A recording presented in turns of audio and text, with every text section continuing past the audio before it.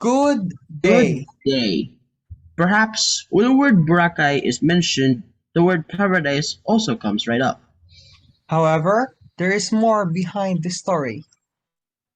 Exploring Boracay's algae truth. How tourism is both Bora's roots and axe. When the word Aklan or Bayat Philippines was mentioned, the island of Boracay never not comes into mind. With its bone white sands, pillars of majestic palms, and serene sunsets, everyone knows why. It is home to 32,367 island residents as of 2015, and it is visited by 1.2 million people in the same year. However, in 2015, the presence of coliform bacteria via a drainage outfall were found in situ Bulabog. The DENR's Environmental Management Bureau office reported that drainage wastewater emptying directly to the sea in situ Bulabog exceeds safe standards and reach up to 47,460 most probable number of coliform bacteria per 100 ml, whereas 1,000 mpn per 100 ml for waters is the baseline for safety for human activities. According to Coliform Bacteria in Drinking Water Supplies 2018, coliform bacteria include those found in soil and in human or animal fecal matter, majority of which are from chemical junk of warm-blooded animals, including humans, dogs, and monkeys, that are also present in their digestive tract. The dubbed paradise seems to be stinky by this now, for the onset of contaminated water. The said coliform bacteria, if consumed by the human body, may cause gastrointestinal sickness, including diarrhea, stomach ache, and vomiting. One common coliform bacteria is Escherichia coli, also known as E. coli. In addition, coliform bacteria are nutrient bacterium, having the ability to produce nitrogen and phosphorus, nutrient chemicals promoting growth among organisms. From the bacteria, large amounts of nutrients is concentrated on a body of water in a process called eutrophication. This in turn causes nutrient-induced increase in phytoplankton productivity, causing the overpopulation or the overgrowth of phytoplankton. As you can see in the slide, the nutrients labeled N and P are nitrogen and phosphorus are seen on the left. These nutrients are what's responsible for allowing the algae, which is in the middle, to be able to reproduce exponentially, as seen on the right. Phytoplanktons are microscopic phototrophic marine organisms, commonly referred to as algae, with exceeding amounts of resources for biological processes. Reproduction among algae increased drastically, a phenomenon known as algal bloom. The warm temperature and the lack of water activity during non-summer months promote the algae exponential growth. As big bodies of algal matter decompose, they consume large amounts of oxygen, leading to the suffocation and eventual death of marine organisms, including fishes.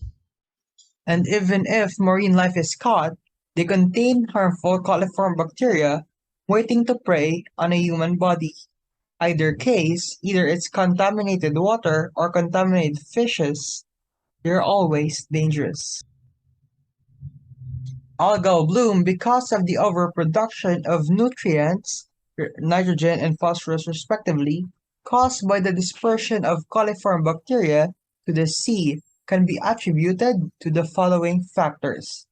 First is the constant influx of tourists causing the overproduction of waste with an average of 90 to 115 tons of trash produced per day, according to Mashable, and with a very limited waste management infrastructure, only capable of removing 30 tons of trash, establishments and residents resort to direct dumping to the sea, 85% of the total people, according to CNN. The Boracay's tourism and income is affected while posing health dangers to everybody. Boracay's model of waste management is unsustainable in the first place. It cannot handle the amount of waste it produces daily, for Boracay cannot sustainably operate, making its eventual intensification inevitable. Boracay thrives because of its tourism. However, tourism too threatens to eradicate the island. Tourism causes major waste production problems every day, with the island producing an average of 106.6 tons of waste every day, too much that it needs 7 1/10 of the San Juanico Bridge to fully support it. And with only a waste removal infrastructure capable of removing 30 tons of waste, it only addresses a mere 28% of trash production every day. How ironic it is that the one thing that makes something live, the tourist in Boracay, is the primary catalyst of its demise. In retrospect, Boracay's sickness can be primarily rooted to the exponential growth of tourists in the island, with an average of 1.2 million tourists hosts annually, producing an average of 90 to 115 tons of trash daily, too much that the island's waste removal infrastructure cannot satisfy the increasing input, which subsequently causes residents and establishments to take an alternative and throw trash via the shores of Boracay, in the process transmitting coliform bacteria, which is from fecal matter, is highly dangerous, and is a nutrient producer of both nitrogen and phosphorus. To explain why contaminated water is bad, it contains coliform bacteria, which produces lots and lots of nitrogen and phosphorus, which are catalysts for algae growth, which essentially act as food or fertilizer for the algae, increasing algal production. This is algal bloom. In addition, the exponential algal bloom also affects life in the sea, for when large bodies of algae are decomposed, they require an abundant amount of oxygen, stealing those that are for marine organisms, causing the marine organisms suffocation and eventual loss, causing marine life loss. Contaminated water, algal bloom, and marine life loss are the major factors causing Boracay's sickness. The best thing to do is to find balance. Keep tourism at a sustainable spot to ensure Boracay's sustainability. Perhaps the government can limit the tourism in Boracay, but that would massively impact the economy. Better thing, the government should invest in a better, more suitable waste management infrastructure to address the daily waste production. And both And both things things. were done. Boracay's rehabilitation, led by the former administration, yes reduced total income among locals, but on the positive side, aimed to reclaim the island's paradise, and it certainly did. To address the major waste mismanagement problem, non-complacent establishments were given immediate strikes. The laws were hired and imposed very strictly. In addition, this environmental rally was also supported by local volunteers, using their joint efforts for the cleaning of the algae-dotted shores.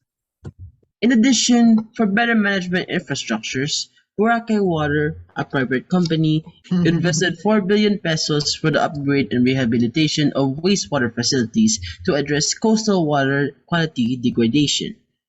It rehabilitated the Balabag sewage treatment plant and sewer network, which initially provided wastewater services to 22% of the island, according to Business World Network. According to Boracay Water, the island's sewer coverage is at 61% and is projected to further expand to 87% by 2024 after future upgrades. Boracay Water, to quote, aims to safeguard the environment with the provision of enhanced wastewater and sanitation services.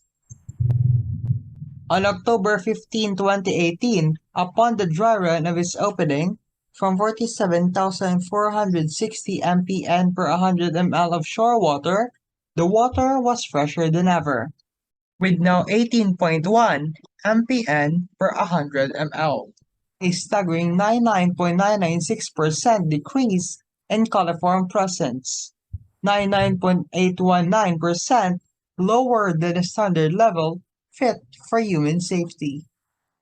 The fight, though, is not yet over. Boracay needs a dynamic solution in order to sustain its cleanliness and safety, expecting the competence and complacency of everybody, for people are now aware of the implications of their actions to the environment. Now that the algae's time is over, It's Boracay's time to bloom. I'm Vincent J. and I'm John Christian. from the group. 3. Thank you.